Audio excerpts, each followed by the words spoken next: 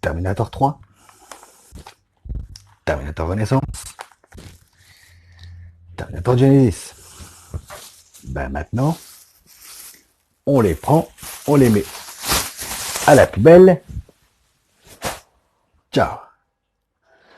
Bonjour à tous, bonjour à toutes. Vous avez compris, aujourd'hui on va parler de Terminator Dark Fate, qui est réalisé par Tim Miller, qui a réalisé Deadpool, Rated R, mais ça on va en reparler, et produit par James Cameron, le papa des Terminator 1 et 2.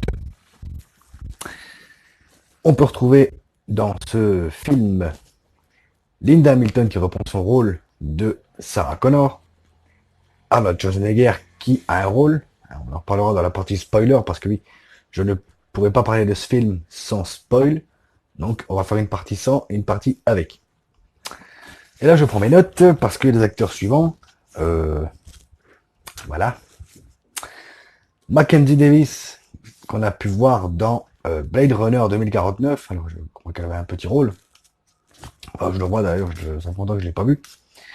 Et elle a le rôle d'une des Terminatrices qui arrive dans le passé pour sauver la future John Connor.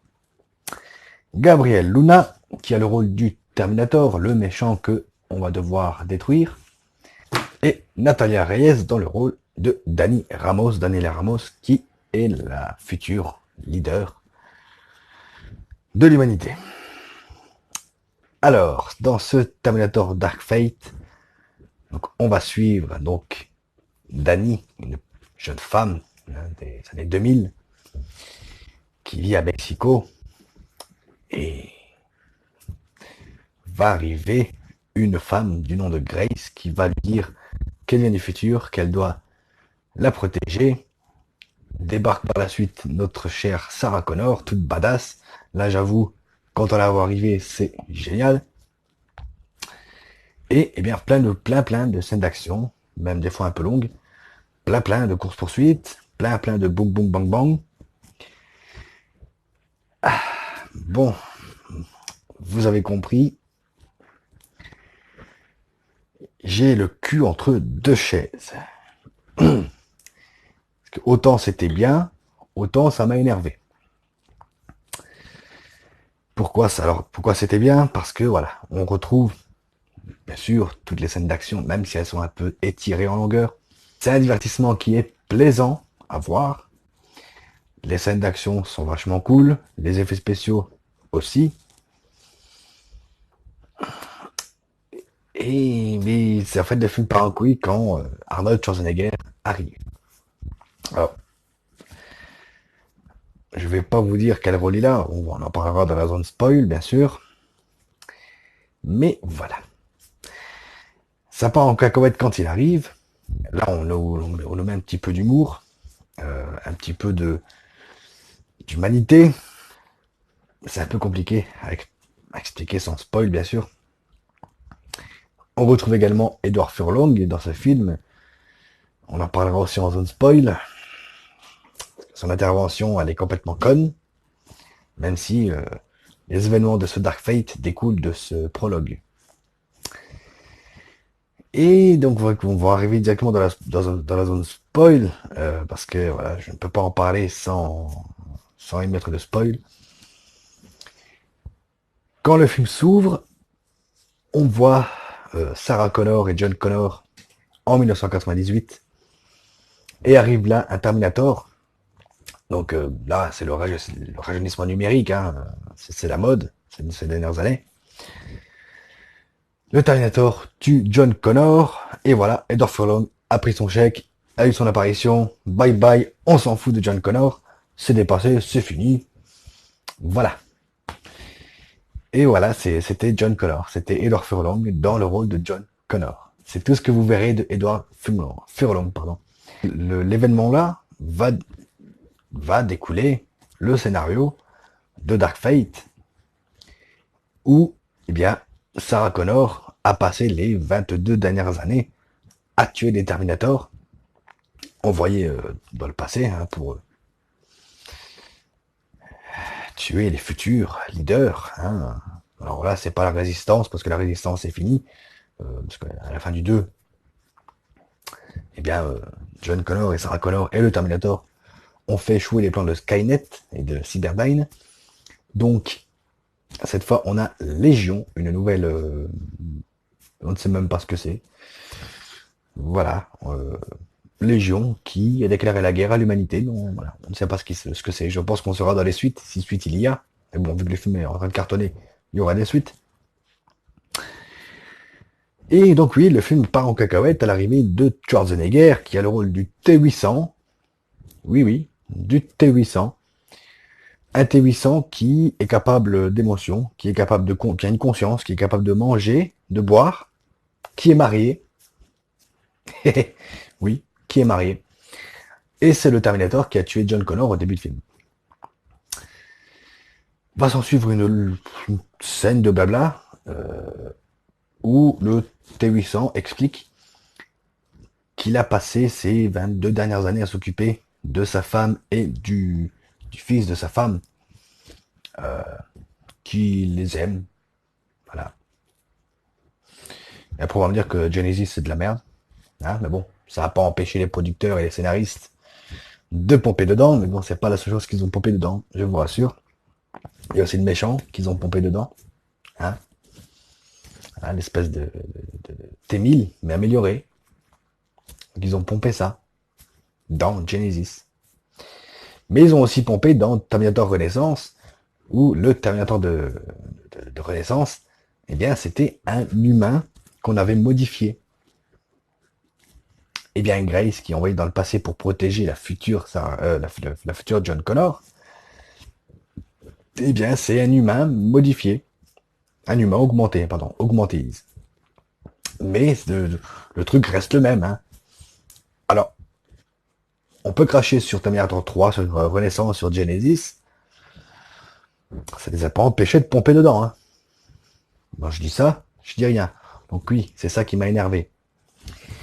Donc, notre fameux T800 qui est capable d'aimer, qui est capable de réfléchir comme un humain, va expliquer à Sarah Connor qu'à partir du moment où elle a fait échouer les plans de Skynet et de Cyberdyne, il a été libéré et maintenant il a le choix. Il peut faire des choix. Hmm.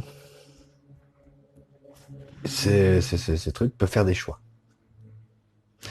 Même dans Genesis, le Terminator, même s'il était capable d'aimer, hein, on ne pouvait pas faire de choix. Il avait une mission.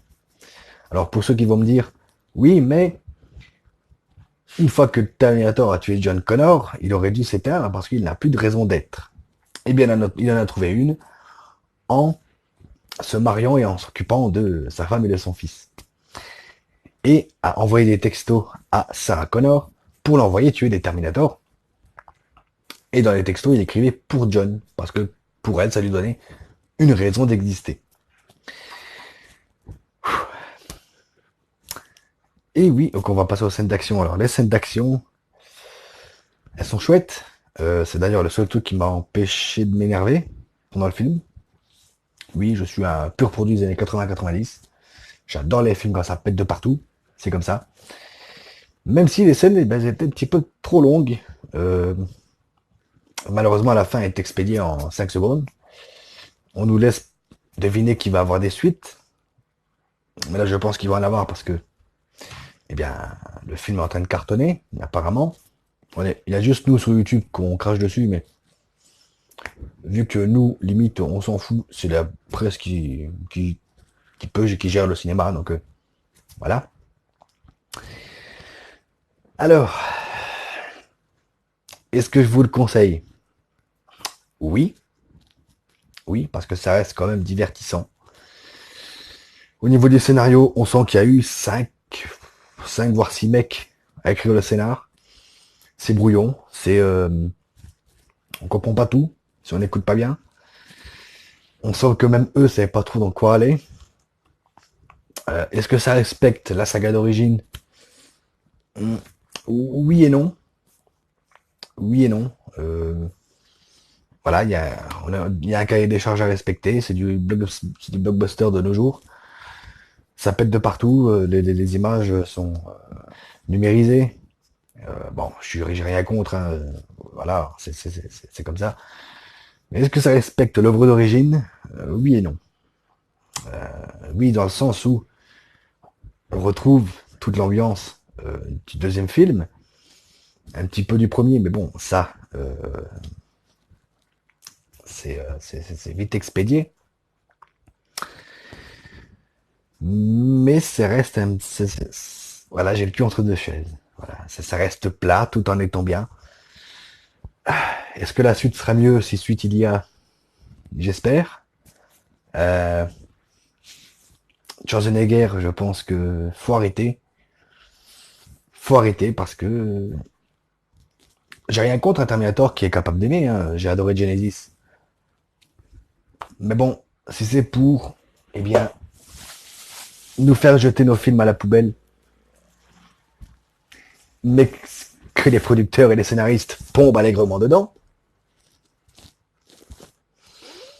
surtout que c'est James Cameron qui avait dit à l'époque que Terminator Genesis c'était de la merde. Enfin, avant qu'il sorte, hein. Enfin, pardon, après qu'il sorte, parce qu'avant qu'il sorte, il a dit que c'était le meilleur Terminator qui était jamais réalisé. Il a dit qu'il ne voulait pas d'un Terminator qui vieillit, dire que c'est en raccord avec le film d'origine, parce que dans le premier film, Kyle Reese explique bien que la peau du Terminator, elle est organique, elle est humaine, donc il transpire, il peut vieillir. Donc même Genesis était raccord. Il y a plein de choses comme ça dans ce Dark Fate. Est-ce que c'est un bon film? Oui et non. Regardez-le si vous voulez. Euh, moi, franchement, je préfère voir Genesis. Voilà, voilà. Parce que, encore, je crois que je vais même jeter mes films à la poubelle, vu qu'il n'existe plus. Voilà, c'est la nouvelle mode. On a eu l'année dernière, on a eu Halloween, qui annulait toutes les suites, qui reprenait directement après le premier film. Bon, voilà, c'est la nouvelle mode. On te refait des films pour annuler. Mais alors là, c'est vachement cool parce que là, on te fait un film pour annuler le film qui annulait déjà les autres.